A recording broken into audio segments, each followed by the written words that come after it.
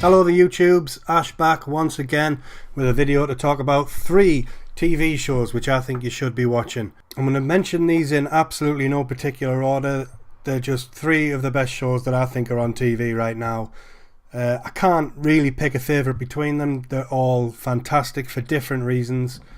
They're all completely different animals, but they are all mint. First up, we've got a show called Suits, which is now in its 4th season. Started in America at least. I'm not sure when the UK is getting it, but you can always find these things online if you're impatient like I am. Suits is just one of the coolest shows you'll ever watch. It's about a guy called Harvey Specter, who's the best lawyer in New York City, and a young guy called Mike Ross, who's a little boy genius who can memorize everything he's ever read, anything that's ever been said to him.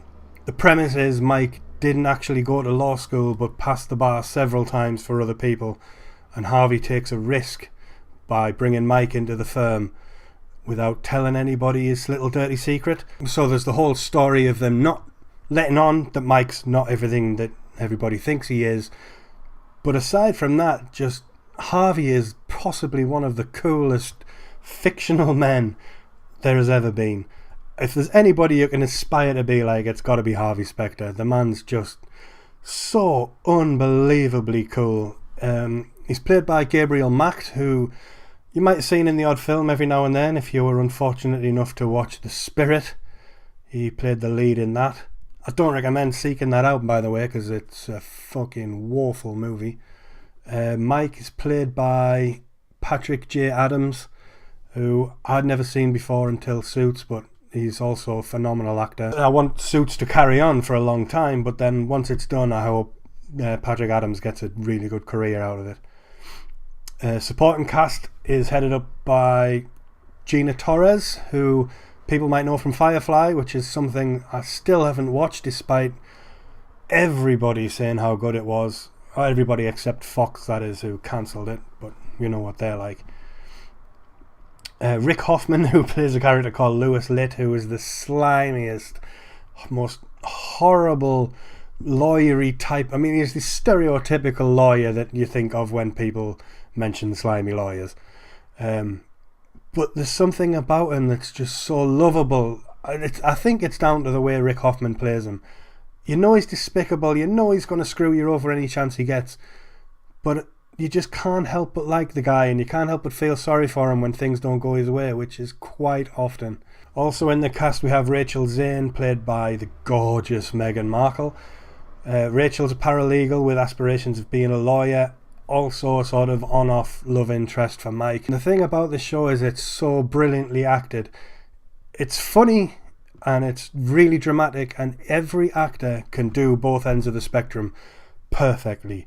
The back and forth banter that they have between each and every character is fantastic. It's always perfectly written, expertly delivered, and then we have some really powerful dramatic moments. And I'm going back to Rick Hoffman again. I think if anyone gets to hit both ends of that spectrum, it's him. I said to someone the other day, he's kind of like what Starscream's like to Megatron.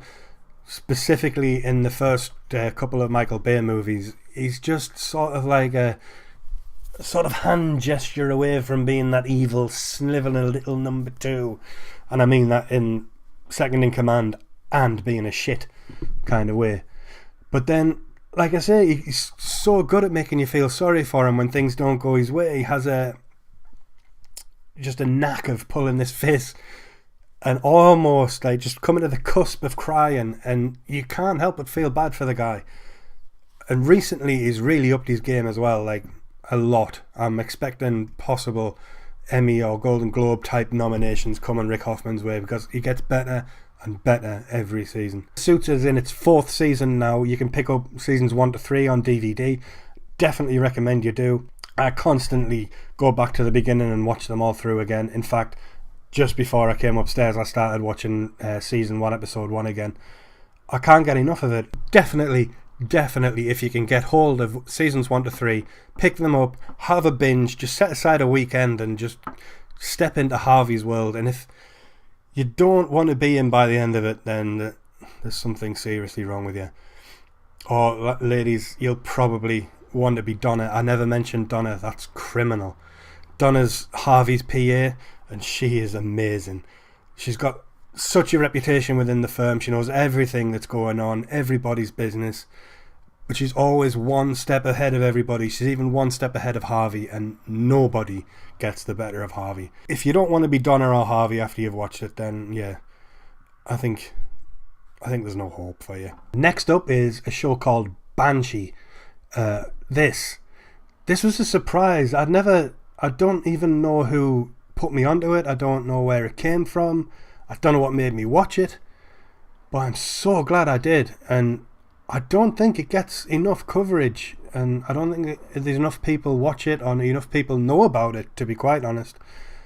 And that might just be me trying to be a bit of a hipster and be like, I knew that before it was cool. But either way, I'm telling you, you need to get on the Banshee train. It's amazing. The premise is, as a guy gets out of jail after serving a 15-year stint for a robbery gone bad, he sets about trying to track down his ex-partner / girlfriend. He let her get away and he took the rap. So she got away with the diamonds. He got a 15-year sentence. He tracks her down to a little town called Banshee, hence the title. Banshee's a weird little community. It's got a mix of your everyday Americans, your Native Americans, and your Amish community. And within all three sets of those people, there's some dodgy dealings going on left, right and centre. It's got one of those sort of, it's a quiet town, but it really isn't kind of things going on. So this guy goes into the bar, sits down, has a quiet drink, and in there he meets another guy who's just come into town himself, who's due to take over the duties as town sheriff that coming Monday. Nobody knows he's there, nobody knows who he is. So they're just sat having a nice quiet drink when a group of guys come in trying to rob the bar. Things go a bit awry, people get killed, including the new sheriff. And instead of just walking away from the town, this guy decides to assume the identity of this sheriff. So he becomes Lucas Hood, takes over the sheriff duties, literally walks in on the Monday morning, declares who he is, and becomes the sheriff of the town. That was all I knew of this show. Somebody said that a criminal goes into a quiet town and assumes the role of the sheriff. That was as much as I knew. Going in, I watched it, I saw the bar fight, and that was it. I was in. I knew I was going to watch this entire thing. I became a rock solid Banshee. The best thing for me about Banshee is just, it's no holds barred from start to finish. There's effing and blinding non-stop. There's nudity, sex, some weird kind of, I think this is more in season 2. There's a weird sort of incestual storyline, but it's very subtle, but it's there and it's uncomfortable to watch, but so intriguing at the same time. But the thing that really sells Banshee for me is the violence. It pulls no punches whatsoever. I don't want to spoil the opening bar fight, but there was 2 moments in that fight that made me think, fuck me, how do they get away with this on TV? It has to be seen to be believed. A lot of things that happen in Banshee are a bit over the top, particularly Lucas Hood and his girlfriend who's played by Ivana Milicevic, who you might recognise from Casino Royale. They seem to be indestructible, but in a good way. Like, you know, you get films where you just think, you're dead. If that happens to you, you're dead. But other times you watch things and you're like, well, you should be dead, but you're not. That's cool. I'm still with you. Let's carry on along this ride. And that's Banshee. You can't take it seriously. It's absolutely off the map, but it's so very good. Yeah, Banshee's everything that you want out of a TV show, everything I want out of a TV show. So if you have similar interests to me, you're going to love this. It's super violent, super cool, well written, brilliantly acted. Everything about it, I can't think of an episode I didn't enjoy. I believe the second season's on in the UK now on Sky Atlantic. Season 1's definitely out on DVD and Blu-ray. Track it down, pick it up again. After you've had your Suits weekend, whack on a Banshee. There's only 10 or 12 in a series, I think. So it's not going to take you a long time to catch up. Definitely recommend it if you like a good, violent, over-the-top, crazy storyline that's just fun, cool, funny, and everything that you want in one tidy package. Pick up Banshee, Get back to me, let me know what you think. And last of all, I've saved this one to last because a lot of people already watch this one. I'm not going to be converting to many people with this, but Game of Thrones, if you're not watching it, why not? I have to be completely honest, I've become a bit of a Game of Thrones super fan lately. I went and bought the books, the DVDs and everything. I watched the first season when it was on Sky Atlantic, and then I think I watched the first episode of season 2, and because it been so long between seasons, I'd forgotten who everyone was, and I just couldn't be bothered to try and piece it all together again, because at the time I was still watching Breaking Bad, I was still watching Dexter, there was other things going on. I dropped Game of Thrones, and it wasn't until the week before season 4 started on TV that I filled in the gaps, and I sat and watched season 2 and 3 back to back in 2 days. I got hooked. I don't even like old worldy fantasy type stuff. I can't get into it. I can't stand Lord of the Rings. It's just not my thing.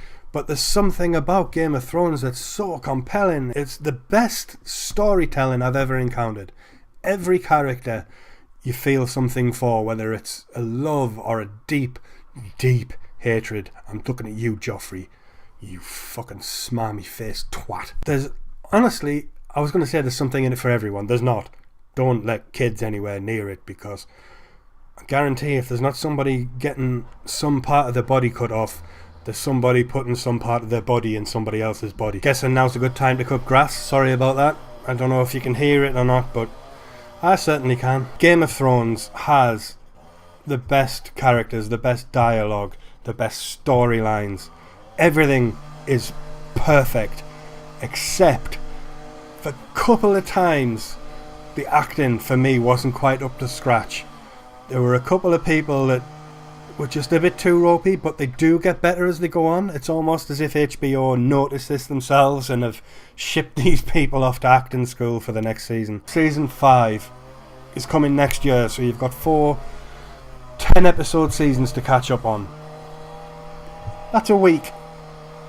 If you want to truly commit, that's just a week out of your life to get on board with the most amazing TV show there's ever been. And as I said at the start, I can't choose a favourite between Banshee, Suits and Game of Thrones, but I think universally speaking, Game of Thrones has got to be the one that most people can get on board with. So if you're not watching it, pick it up. If you are watching it, let me know what you think.